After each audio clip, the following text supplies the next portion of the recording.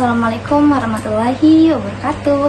Kembali lagi pada acara talk show kita pada malam hari ini, yaitu Bincang-Bincang bareng Hasma. Nah, pada malam hari ini kita kedatangan tamu yang akan sama-sama membahas terkait apa sih sebenarnya kesehatan mental itu.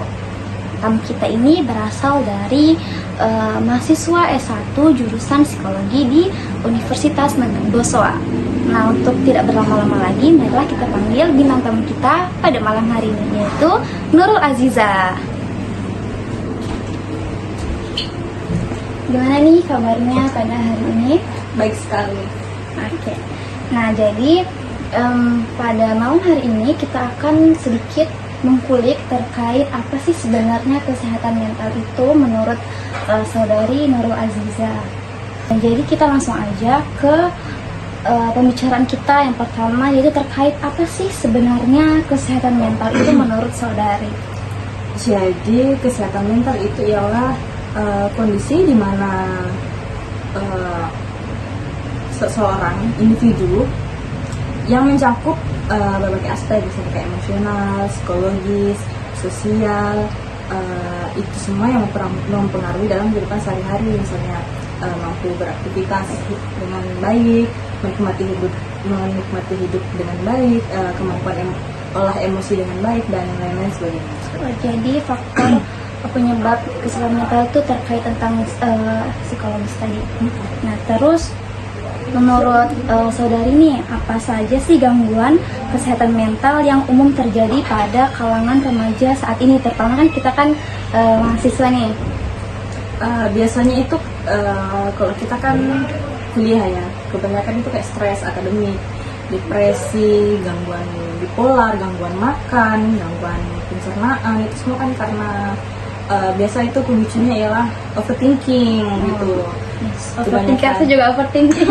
Betul, kebanyakan overthinking akhirnya mempengaruhi pikirannya, kognitif, kemudian berpengaruh ke organ-organ tubuhnya, reproduksinya, pencernaannya seperti itu. Oke.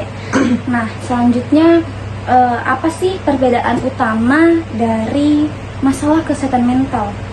Apa sih penyebab utama dari masalah kesehatan mental itu sendiri? Penyebabnya bisa beragam sih. Ada yang dari genetik. Jadi kalau dari genetik itu gimana? Dari genetik itu misalnya si orang tuanya ini sebelumnya mempunyai misalnya apa ya, pernah didiagnosis menderita skizofrenia, namun telah menjalani terapi dan dinyatakan pulih begitu. Akan tetapi misalnya kalau dia menikah dan bisa jadi itu gennya nurun ke anaknya, bisa jadi tidak. Jadi ada kemungkinan bahwa kesehatan mental itu bisa dialami oleh seseorang melalui genetika, tapi betul. belum pasti. Iya, belum pasti. Nah, selain dari genetika, apa ada hal lain selain genetika tadi?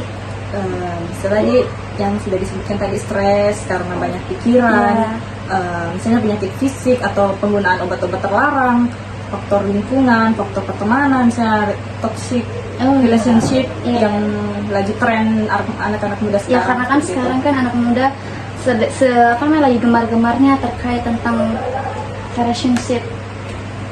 Nah, oke. Selanjutnya ini ada bagaimana sih cara kita untuk mengatasi masalah yang kita alami terkait kesehatan mental itu sendiri?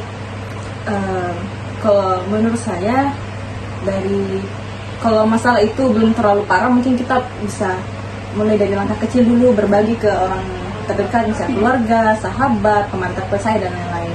Akan tetapi jika suatu masalah itu sudah tidak dapat kita tangani, tidak ada solusinya, kita bisa datang konsultasi ke psikolog, psikiater, atau orang yang ahli dalam bidangnya. Kemudian akan dilakukan intervensi terkait gangguan yang terjadi. Kalau misalnya sudah tidak bisa ditangani, kayak tadi langsung datang ke psikolog, itu kayak stres tingkat bagaimana contohnya itu stres bagaimana? Misalnya stres yang sudah tidak tertolong itu, dia bisa stresnya itu merugikan dirinya sendiri dan orang lain begitu. Dan peran keluarga di sini sebenarnya sangat berpengaruh. Iya, berpengaruh. Keluarga seharusnya bisa bekal gitu loh, bekal terhadap kondisi yang dialami oleh anak-anaknya gitu, misalnya saudaranya kasih begitu. Nah, bisakah saudari menceritakan sedikit terkait pengalaman Anda menjadi mahasiswa psikologi apa nih, kayak mungkin tantangan-tantangannya ataupun strategi-strategi yang dihadapi dalam menjadi mahasiswa psikologi? Tentunya menjadi mahasiswa psikologi itu punya tantangan sendiri ya. Menjadi mahasiswa atau menjadi psikolog ini merupakan cita-cita saya sejak saya SMP begitu. Kemudian saya mendaftar di salah satu universitas swasta, dan setelah menjalani perkuliahan itu ada banyak sekali tantangan yang harus dilewati. Misalnya kita harus paham teori, paham bagaimana paham kode etik, dan paham mengenai alat tes dan konstruksi psikologi seperti itu.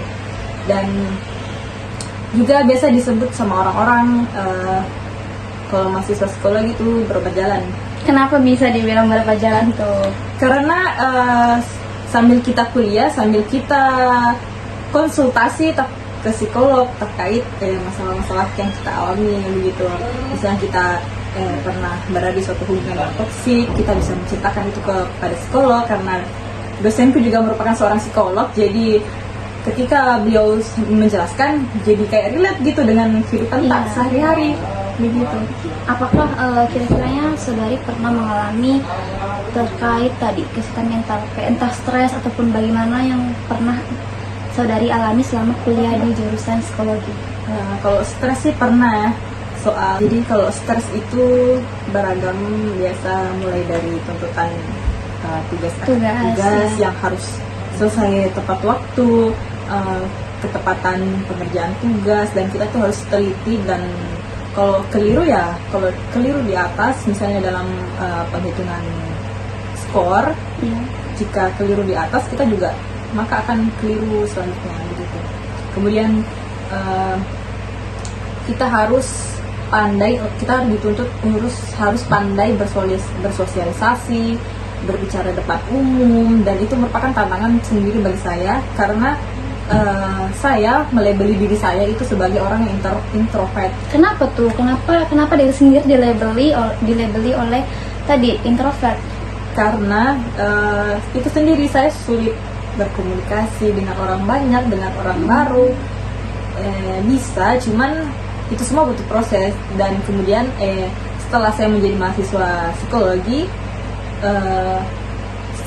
sedikit demi sedikit kekurangan itu tertutupi satu persatu. Oke, jadi banyak sekali tantangan-tantangan yang dihadapi oleh saudari dalam melaksanakan tugasnya sebagai mahasiswa di bidang psikologi. Nah, bagaimana nih pesan untuk mahasiswa-mahasiswa di luar sana yang memiliki ataupun nantinya bakalan terkena kesehatan mental itu sendiri? Apa pesannya? Pesan saya mungkin terkait pengelolaan emosi yang baik. Kita misalnya ketika kita mengalami suatu masalah atau apapun itu, kita bisa menceritakan kepada orang terpercaya kita, sehingga kita sehingga kita tuh merasakan lebih tenang begitu. Ya, lebih rileks. Iya, betul, lebih rileks. Dan juga perbanyak olahraga, karena menurut saya itu olahraga itu dapat mendatangkan hormon bahagia. Dan ketika kita bahagia, misalnya nih kita jogging ini dapat mengeluarkan hormon endorfin, yaitu hormon kebahagiaan gitu. Oke, jadi itu adalah tips dan trik ataupun saran ataupun pesan-pesan dari pemateri kita pada malam hari ini. Nah, jangan dilupa ya teman-teman. Nah, itulah pembahasan materi yang luar biasa yang telah dibawakan oleh kakak Nurul Aziza terkait apa sih sebenarnya kesehatan mental itu. Nah, kesehatan mental adalah keadaan kesejahteraan di mana seorang individu itu menyadari kemampuan dirinya sendiri serta dapat mengatasi tekanan kehidupan yang normal, bekerja secara produktif dan berhasil, serta mampu memberikan kontribusi kepada komunitasnya. Jadi untuk teman-teman sekalian, jangan sampai stres ya kuliahnya. Ingat, kesehatan mental kita itu penting untuk diri kita. Dan saya berterima kasih kepada Kakak Nurul Aziza atas kehadirannya di sini untuk mengisi acara talk show kita pada malam hari ini. Kapan-kapan mungkin di lain kesempatan kita mungkin bisa ketemu dan berbincang-bincang lagi terkait kesehatan remaja ataupun bagaimana itu. Oke, terima kasih. Ya, oke. Sekitar Salimah. Oke, see you next time. Wassalamualaikum warahmatullahi wabarakatuh.